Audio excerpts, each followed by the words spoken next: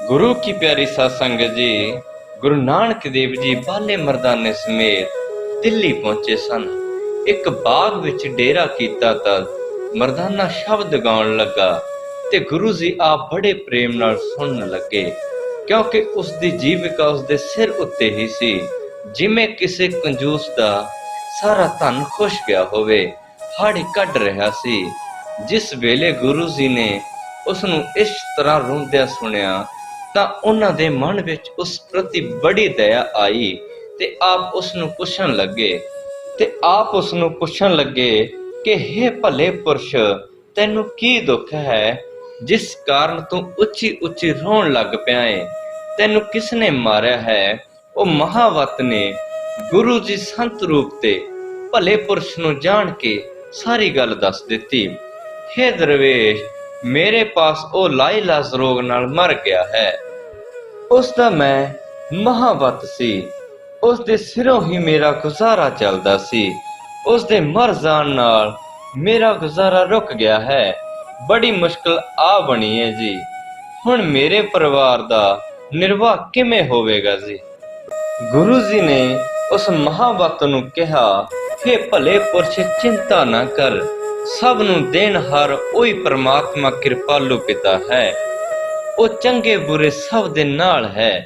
ਹੇ ਭਲੇ ਬੰਦੇ, ਉਸ ਪਰਮਾਤਮਾ ਦਾ ਸਿਮਰਨ ਮਨ ਨਾਲ ਦਿਲ 'ਚ ਸ਼ਰਧਾ ਧਾਰ ਕੇ ਕਰ, ਜੋ ਜਿਉਂਦਿਆਂ ਨੂੰ ਮਾਰ ਤੇ ਮੋਹਿਆਂ ਨੂੰ ਜਿਉਣ ਦਾ ਸਮਰੱਥ ਦਿੰਦਾ ਹੈ। ਉਹ ਅਕਾਲ ਪੁਰਖ ਕੋਈ ਨਾ ਕੋਈ ਬਹਾਨਾ ਬਣਾ ਕੇ ਹਰ ਰੋਜ਼ ਹਰ ਇੱਕ ਦੀ ਰੋਜ਼ੀ ਪ੍ਰਬੰਧ ਕਰ ਦਿੰਦਾ ਹੈ। ਉਸ ਦੇ ਪਰਿਪੂਰਨ ਦਇਆ ਸਾਗਰ ਦੇ ਚੋਜਾਂ ਨੂੰ ਉਸ ਦੇ ਭਗਤ ਵੇਖਦੇ ਹਨ। ਇਨ੍ਹਾਂ ਭਾਵਪੂਰਨ ਵਚਨਾਂ ਤੋਂ ਪ੍ਰਭਾਵਿਤ ਹੋਏ ਮਹਾਵਤ ਨੇ ਜਾਣਿਆ ਕਿ ਇਹ ਦਰਵੇਸ਼ ਕੋਈ ਪੂਰਨ ਸੰਤ ਹੈ। ਹੱਥ ਜੋੜਦੀ ਬੇਨਤੀ ਕਰਨ ਲੱਗਾ, ਕਿਰਪਾਲੂ ਪ੍ਰਭੂ, ਮੇਰੇ ਡੋਲੇ ਹੋਏ ਉਚਾਰ ਮਨ ਨੂੰ ਸ਼ਾਂਤੀ ਕਿਵੇਂ ਆਵੇਗੀ? ਅੱਜ ਹੀ ਮੇਰੀ ਰੋਟੀ ਰੋਜ਼ੀ ਬਾਦਸ਼ਾਹ ਦੇ ਘਰੋਂ ਬੰਦ ਹੋ ਗਈ ਏ। ਤੁਸੀਂ ਪੁੱਜੇ ਹੋਏ ਸਾਧੂ ਹੋ, ਬੇਪਰਵਾਹ ਫਕਰ ਹੋ ਜੀ। ਤੁਸੀਂ ਸਭ ਕੁਝ ਕਰ ਸਕਦੇ ਹੋ। ਜਿਸ ਤਰ੍ਹਾਂ ਅਸੀਂ ਬਾਦਸ਼ਾਹ ਦੇ ਨੌਕਰ ਹਾਂ, ਉਸੇ ਤਰ੍ਹਾਂ ਤੁਸੀਂ ਵੀ ਉਸ ਅਕਾਲ ਪੁਰਖ ਦੇ ਸੱਚੇ ਕਾਲਮ ਸੇਵਕ ਹੋ। ਕੋਈ ਸਾਡਾ ਕੰਮ ਅਟਕ ਜਾਵੇ, ਅਸੀਂ ਬਾਦਸ਼ਾਹ ਤੋਂ ਕਰਵਾ ਲੈਂਦੇ ਹਾਂ। ਬਾਦਸ਼ਾਹ ਸਾਡੀ ਬੇਨਤੀ ਪ੍ਰਵਾਨ ਕਰ ਲੈਂਦਾ ਹੈ। ਉਸੇ ਤਰ੍ਹਾਂ ਤੁਹਾਡਾ ਪਾਤਸ਼ਾਹ ਜਗਤ ਪਾਲਕ ਪਰਮੇਸ਼ਵਰ ਤੁਹਾਡੀ ਕਹਿਣਾ ਮੰਨਦਾ ਹੈ। ਆਪਣੇ ਭਗਤਾਂ ਦੇ ਕਾਰਜ 'ਚ ਆਪ ਆਣ ਖਲੋਂਦਾ ਏ। ਮੇਰੇ ਤੇ ਦਇਆ ਕਰੋ। ਦਰਵੇਸ਼ਾਂ ਦਾ ਸੰਭਾਲੂ ਹੀ ਦਇਆ ਕਰਨ ਵਾਲਾ ਹੁੰਦਾ ਏ। ਹੇ ਖੁਦਾ ਦੇ ਨੂਰ, ਆਪਣੇ ਇਸ਼ਟ ਅੱਗੇ ਅਰਦਾਸ ਕਰੋ, ਮੇਰੇ ਤੇ ਕਿਰਪਾ ਕਰੋ, ਮੇਰਾ ਹੱਥ ਹੀ ਜਿਉਂਦਾ ਕਰ ਦਿਓ। ਮਹਾਵਤ ਦੀ ਦਸ਼ਾ ਵੇਖ ਕੇ ਗੁਰੂ ਜੀ ਹੱਸ ਪਏ ਤੇ ਉਸ ਨੂੰ ਕਹਿਣ ਲੱਗੇ, ਇੱਕ ਘੜਾ ਪਾਣੀ ਦਾ ਭਰ ਕੇ ਲਿਆਓ। ਤਾਂ ਮਹਾਵਤ ਛੇਤੀ ਛੇਤੀ ਪਾਣੀ ਦਾ ਘੜਾ ਲੈ ਆਇਆ। ਤਾਂ ਗੁਰੂ ਜੀ ਨੇ ਕਿਹਾ, ਮਰਦਾਨੇ, ਇਹ ਪਾਣੀ ਹੌਲੀ ਹੌਲੀ ਹਾਥੀ ਤੇ ਛਿੜਕ ਦੇ, ਉਸ ਦਾ ਸਾਰਾ ਸਰੀਰ ਗਿੱਲਾ ਕਰ ਦਿੱਤਾ ਜਾਵੇ। ਤਾਂ ਉਸ ਵੇਲੇ ਹੀ ਹਾਥੀ 'ਚ ਪ੍ਰਵਾਨ ਪੈ ਗਏ। ਉਹ ਜਿਉਂਦਾ ਹੋ ਗਿਆ। ਮਹਾਵਤ ਬੜਾ ਖੁਸ਼ ਹੋਇਆ। ਬਾਰ-ਬਾਰ ਗੁਰੂ ਜੀ ਨੂੰ ਚਰਨ ਬੰਦਨਾ ਕਰਨ ਲੱਗਾ ਤੇ ਬਾਦਸ਼ਾਹ ਨੂੰ ਦੱਸਿਆ ਕਿ ਹਾਥੀ ਜਿਉਂਦਾ ਹੋ ਗਿਆ। ਇੱਕ ਪੂਰਨ ਫਕੀਰ ਨੇ ਮੇਰੀ ਜੋਦੜੀ, ਮੇਰੀ ਮਿਹਨਤ, ਮੇਰੀ ਬੇਨਤੀ ਸਵੀਕਾਰ ਕਰ ਲਈ ਹੈ। ਇਹ ਗੱਲ ਸੁਣ ਕੇ ਬਾਦਸ਼ਾਹ ਦੇ ਕਈ ਅਹਿਲਕਾਰ ਸਾਰੇ ਹੀ ਗੁਰੂ ਜੀ ਦੇ ਦਰਸ਼ਨਾਂ ਨੂੰ ਆਏ ਤੇ ਆਪਣੇ ਨਾਲ ਕਾਜੀ ਨੂੰ ਵੀ ਲੈ ਆਏ। ਗੁਰੂ ਜੀ ਨੂੰ ਨਮਸਕਾਰ ਕਰਕੇ ਉਹਨਾਂ ਨੂੰ ਆਖਿਆ, ਅਸੀਂ ਤੁਹਾਡੀ ਸਿਫਤ ਸੁਣ ਕੇ ਆਏ ਹਾਂ, ਆਪ ਜੀ ਦੇ ਦਰਸ਼ਨ ਕਰਨ ਆਏ ਹਾਂ। ਤਦ ਗੁਰੂ ਜੀ ਨੇ ਕਿਹਾ, ਹੇ ਕਾਜੀ, ਅਸੀਂ ਕੌਣ ਹਾਂ? ਮਰੇ ਨੂੰ ਜਿਉਂਦਾ ਕਰਨ ਵਾਲੇ। ਇਹ ਤੇ ਸਭ ਉਸ ਅਕਾਲ ਪੁਰਖ ਦੇ ਵਸ ਦੀ ਗੱਲ ਹੈ। ਇਹ ਸਭ ਸ਼ਕਤੀ ਉਸ ਪ੍ਰਮਾਤਮਾ ਪ੍ਰਭੂ ਦੀ ਹੈ। ਤਾਂ ਕਾਜੀ ਨੇ ਕਿਹਾ, ਹੇ ਦਰਵੇਸ਼, ਅਸੀਂ ਤੇਰੀ ਸ਼ਕਤੀ ਨੂੰ ਤਾਂ ਮੰਨਾਂਗੇ। ਜੇ ਤੂੰ ਹੁਣ ਇਹ ਹਾਥੀ ਨੂੰ ਮਾਰ ਦੇਵੇ ਤਾਂ ਜੇ ਹਾਥੀ ਮਰ ਜਾਵੇਗਾ ਤਾਂ ਮੈਂ ਸਮਝਾਂਗਾ ਕਿ ਤੇਰੀ ਕੋਈ ਸ਼ਕਤੀ ਹੈ। ਗੁਰੂ ਜੀ ਇਹ ਗੱਲ ਕਾਜੀ ਦੀ ਸੁਣ ਕੇ ਆਖਿਆ, ਹੇ ਕਾਜੀ, ਤੂੰ ਕਿਉਂ ਦੁਬਿਧਾ ਵਿੱਚ ਪੈ ਰਿਹਾ ਏ? ਜਿਵੇਂ ਉਸ ਅਕਾਲ ਪੁਰਖ ਦੀ ਰਜ਼ਾ ਹੋਵੇਗੀ ਹੋ ਜਾਵੇਗਾ। ਇਹ ਗੱਲ ਹੀ ਕਹਿਣ ਦੀ ਦੇਰ ਸੀ, ਹਾਥੀ ਮਰ ਗਿਆ। ਉਸ ਵੇਲੇ ਬਾਦਸ਼ਾਹ ਕੋਲ ਨਿਜ਼ਾਮਦੀਨ ਬੈਠਾ ਸੀ। ਉਸ ਨੇ ਕਿਹਾ, ਹੇ ਕਾਜੀ, ਇਹ ਦਰਵੇਸ਼ ਖੁਦਾ ਦਾ ਰੂਪ ਹੈ, ਇਸ ਦਾ ਬਚਨ ਕਦੀ ਵਿਅਰਥ ਨਹੀਂ ਜਾਂਦਾ। ਜੋ ਇਹਨਾਂ ਤੇ ਸ਼ਰਧਾ ਰੱਖੇਗਾ ਦੁੱਖ ਨਹੀਂ ਪਾਵੇਗਾ। ਤਾਂ ਕਾਜ਼ੀ ਨੇ ਕਿਹਾ, ਹੁਣ ਜੇ ਇਹ ਹਾਥੀ ਜਿਉਂਦਾ ਕਰ ਵਿਖਾਉਣ ਤਾਂ ਮੈਂ ਇਹਨਾਂ ਨੂੰ ਖੁਦਾ ਮੰਨਾਂਗਾ। ਤਾਂ ਗੁਰੂ ਜੀ ਨੇ ਕਿਹਾ, ਹੇ ਕਾਜੀ, ਜੋ ਸੰਤਾਂ ਦੇ ਬਚਨ ਦਾ ਮਾਰਿਆ ਹੁੰਦਾ ਹੈ ਉਸ ਨੂੰ ਕੋਈ ਜਿਉਂਦਾ ਨਹੀਂ ਕਰ ਸਕਦਾ। ਪਰਮਾਤਮਾ ਦੇ ਮਾਰੇ ਨੂੰ ਸੰਤ ਜਿਵਾ ਸਕਦੇ ਹਨ। ਇਹ ਸਾਰਾ ਸੰਸਾਰ ਮਾਇਆ ਦਾ ਫਰਮਾਇਆ ਹੈ। ਜੋ ਸਤਿਗੁਰ ਦੇ ਉਪਦੇਸ਼ ਨਾਲ ਸੁਚੇਤ ਹੋ ਜਾਂਦਾ ਹੈ ਉਹ ਖੁਦਾ ਦੇ ਲੜ ਲੱਗਦਾ ਹੈ। ਇਹ ਫਿਰ ਅਵਰੀਸ ਦੀ ਸ਼ਰਨ ਚ ਆਇਆ। ਉਸ ਨੇ ਉਸ ਦੀ ਚੱਕਰ ਤੋਂ ਰੱਖਿਆ ਕੀਤੀ। ਸੰਤਾਂ ਦੀ ਮਿੱਠੂਤਾ ਨੂੰ ਕਿਹਾ ਨਹੀਂ ਜਾ ਸਕਦਾ। ਸੰਤ ਦੇ ਬਚਨ ਨੂੰ ਕੋਈ ਵੀ ਮਿਟਾ ਨਹੀਂ ਸਕਦਾ। ਇਹ ਫਿਰ ਅਵਰੀਸ ਪੀਰ ਨਿਵਾਜ਼ਦੀਨ ਹੱਥ ਜੋੜ ਕੇ ਆਖਣ ਲੱਗਾ, ਹੇ ਦਰਵੇਸ਼, ਅਸੀਂ ਸਾਰੇ ਹੀ ਤੇਰੀ ਸ਼ਰਨ ਵਿੱਚ ਹਾਂ। ਹੁਣ ਤੁਸੀਂ ਮੇਰਾ ਹਾਥੀ ਜੀਵਾ ਕਰੋ। ਤੁਸੀਂ ਸਮਰੱਥ ਹੋ, ਜੋ ਚਾਹੋ ਕਰ ਸਕਦੇ ਹੋ। ਤਾਂ ਗੁਰੂ ਜੀ ਨੇ ਆਖਿਆ, ਮਰਦਾਨਿਆ ਹਾਥੀ ਤੇ ਪਾਣੀ ਛਿੜਕ ਦੇ। ਪੀਰ ਦੇ ਕਹੇ ਤੇ ਇੱਕ ਵਾਰੀ ਫਿਰ ਹਾਥੀ ਨੂੰ ਜੀਵਾ ਦਿੱਤਾ। ਤਾਂ ਸਾਰੇ ਗੁਰੂ ਜੀ ਅੱਗੇ ਬੰਦਨਾ ਕਰਨ ਲੱਗੇ। ਰਾਜੇ ਨੇ ਚਰਨ ਬੰਦਨਾ ਕਰਕੇ ਆਖਿਆ, ਹੇ ਕਮਾਲ ਦਰਵੇਸ਼, ਕੋਈ ਸ਼ੁਭ ਉਪਦੇਸ਼ ਦਿਓ। ਤਾਂ ਗੁਰੂ ਜੀ ਨੇ ਕਿਹਾ, ਹੇ ਰਾਜੇ, ਨਿਆਂ ਕਰ ਤੇ ਕਾਜ਼ੀ ਰਿਸ਼ਵਤ ਨਾ ਲੈ। ਧਰਮ ਤੋਂ ਦ੍ਰਿੜ ਰਹੋ, ਕਿਸੇ ਨੂੰ ਦੁੱਖ ਨਾ ਦਿਓ। ਸੇਵਾ ਕਰੋ, ਸੇਵਾ ਨਾਲ ਹੀ ਮਨ ਦੀ ਮਲੀਨਤਾ ਦੂਰ ਹੁੰਦੀ ਹੈ। ਹਿਰਦੇ ਸ਼ਰਧਾ ਧਾਰ ਕੇ ਸਤਨਾਮ ਦਾ ਜਾਪ ਸਾਸ ਸਵਾਸ ਕਰੋ। ਆਪਣੀ ਕਿਰਤ ਚੋਂ ਦਸਵੰਧ ਕੱਢ ਕੇ ਖੁਦਾ ਦੇ ਨਾਮ ਤੇ ਲਾਵੋ। ਇਸ ਤਰ੍ਹਾਂ ਗੁਰੂ ਜੀ ਨੇ ਸਭ ਦੀ ਤਸੱਲੀ ਕਰਵਾਈ। ਤਾਂ ਗੁਰੂ ਜੀ ਆਪ ਉੱਥੋਂ ਚੱਲ ਪਏ। ਚਲਦੇ ਚਲਦੇ ਮਰਦਾਨੇ ਦੇ ਮਨ ਵਿੱਚ ਆਇਆ ਕਿ ਮੇਰੀ ਪੂਜਾ ਤਾਂ ਕਿਧਰੇ ਹੋਈ ਹੀ ਨਹੀਂ।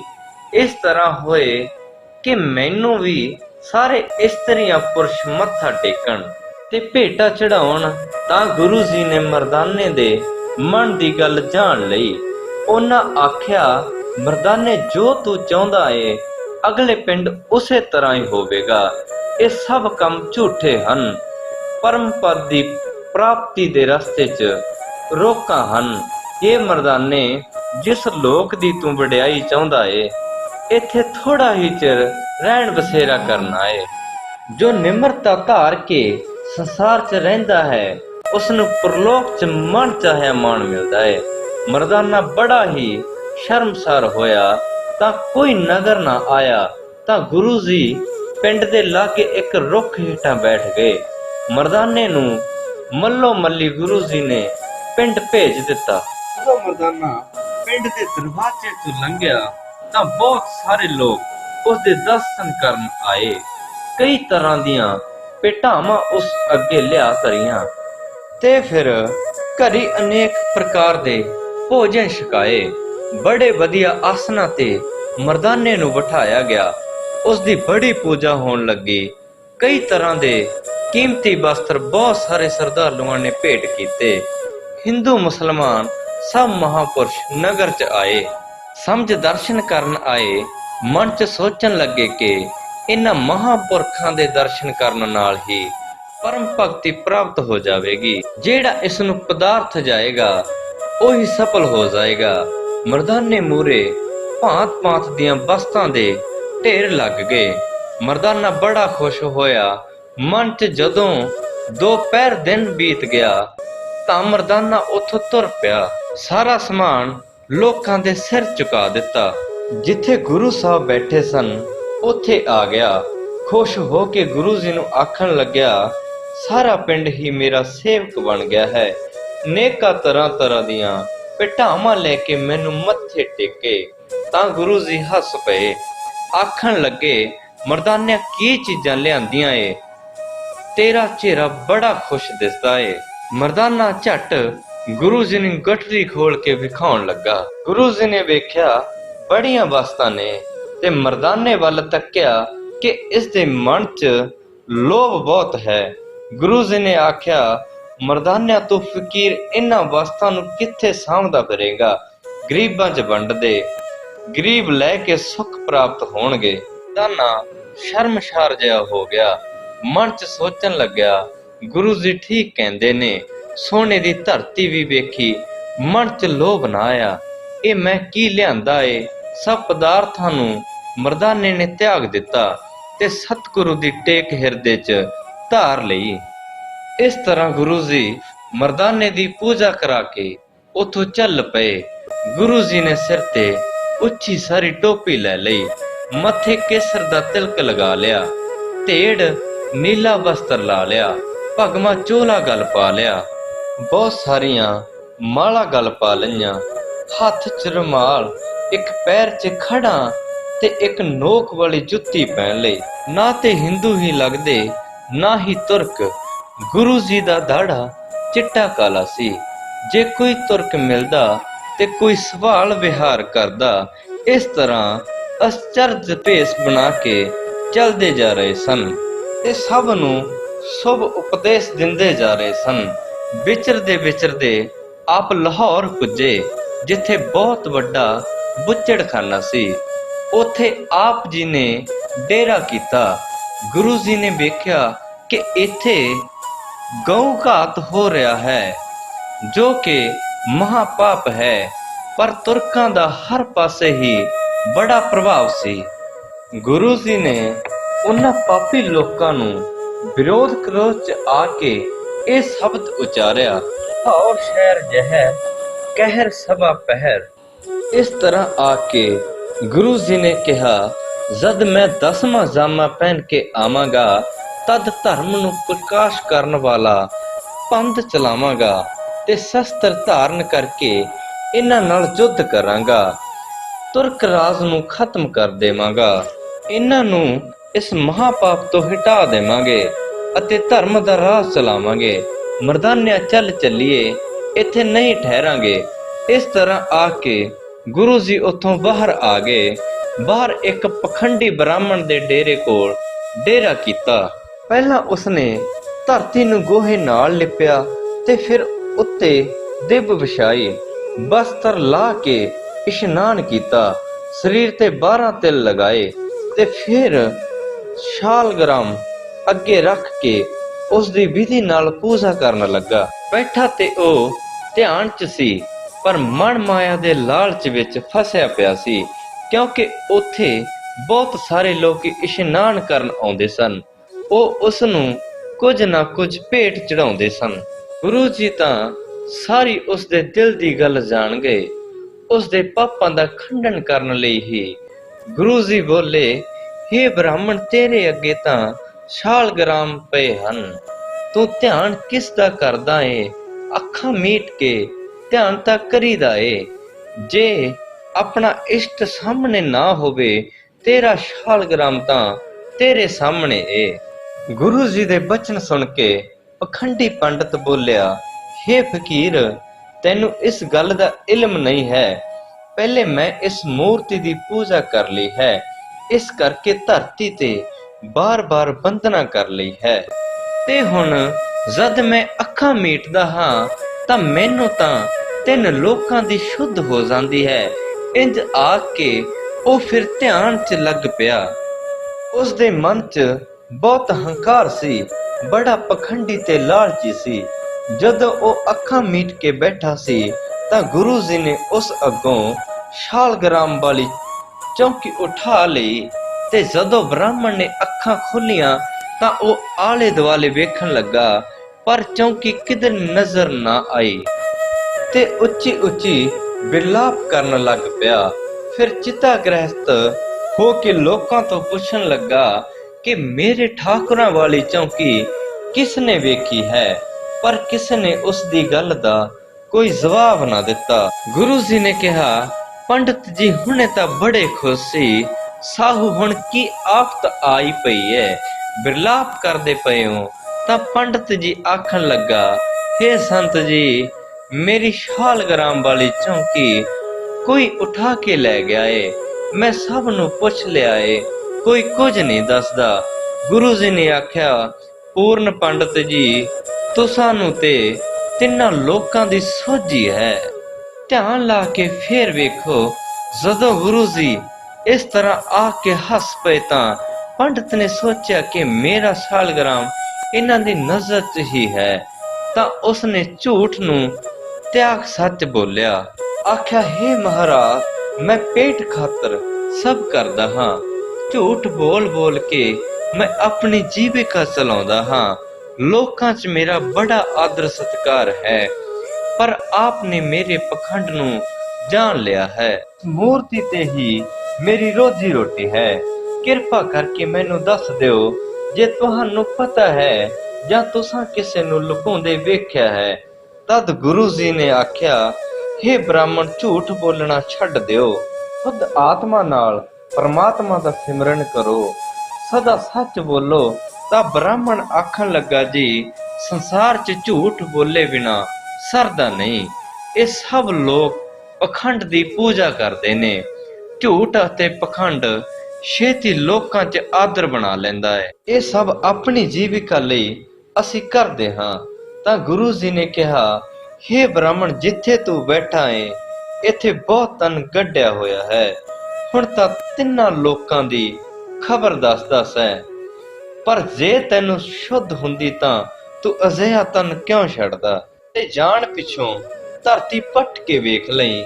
ਤਾਂ ਬ੍ਰਾਹਮਣ ਲਾਲਚ ਵਿੱਚ ਆ ਕੇ ਧਰਤੀ ਖੋਦਣ ਲੱਗ ਪਿਆ।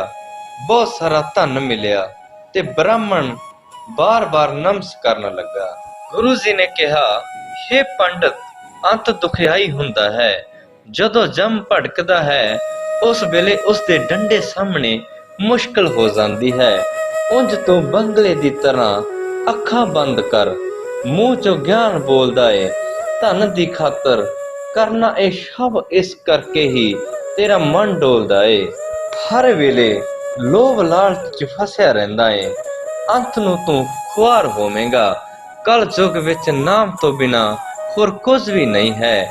ਤੀਰਥਾਂ ਦਾ ਸੇਵਨ ਕਰਨਾ, ਠਾਕੁਰ ਦੁਆਰੇ ਦੇਵੀ ਦੇਵਤਿਆਂ ਦੀ ਪੂਜਾ ਨਾਮ ਤੋਂ ਬਗੈਰ ਵਿਅਰਥ ਹੈ।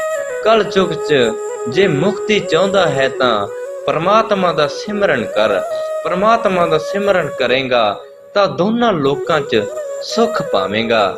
ਤਾਂ ਬ੍ਰਾਹਮਣ ਹੱਥ ਜੋੜ ਕੇ ਆਖਣ ਲੱਗਾ, ਹੇ ਸੰਤ ਜੀ, ਕਿਰਪਾ ਕਰਕੇ ਦੱਸੋ ਕਿ ਤੁਹਾਨੂੰ ਕਿੰਜ ਪਤਾ ਸੀ ਕਿ ਇਸ ਧਰਤੀ ਹੇਠਾਂ ਧਨ ਦੱਬਿਆ ਹੋਇਆ ਹੈ?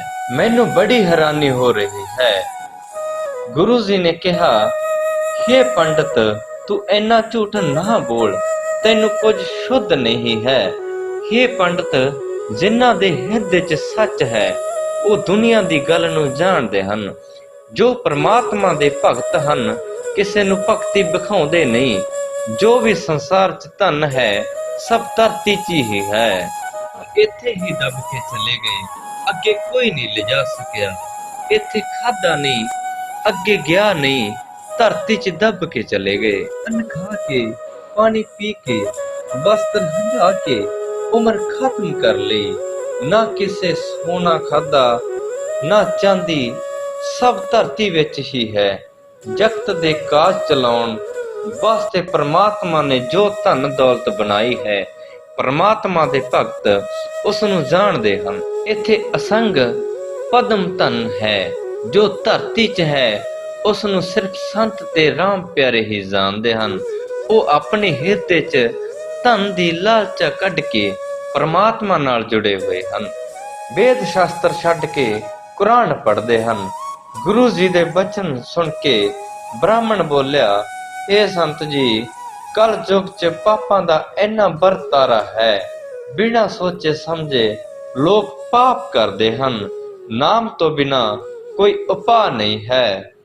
ਬਚਨ ਦੀ ਗਿਣਤੀ ਕਿਸ ਤਰ੍ਹਾਂ ਹੋ ਸਕਦੀ ਹੈ? ਉਹ ਰਾਹ ਦੱਸੋ। ਵੇਦ ਸ਼ਾਸਤਰ ਛੱਡ ਕੇ ਕੁਰਾਨ ਪੜ੍ਹਦੇ ਹਨ।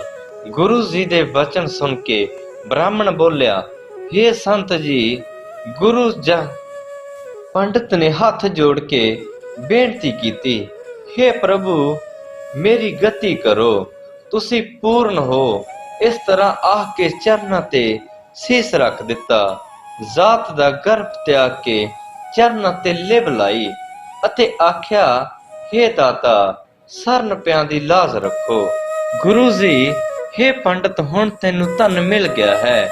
ਹੁਣ ਤੂੰ ਪਖੰਡ ਕਰਨੇ ਛੱਡ ਦੇ। ਸ਼ੁੱਧ ਆਤਮਾ ਨਾਲ ਪਰਮਾਤਮਾ ਦਾ ਸਿਮਰਨ ਕਰ।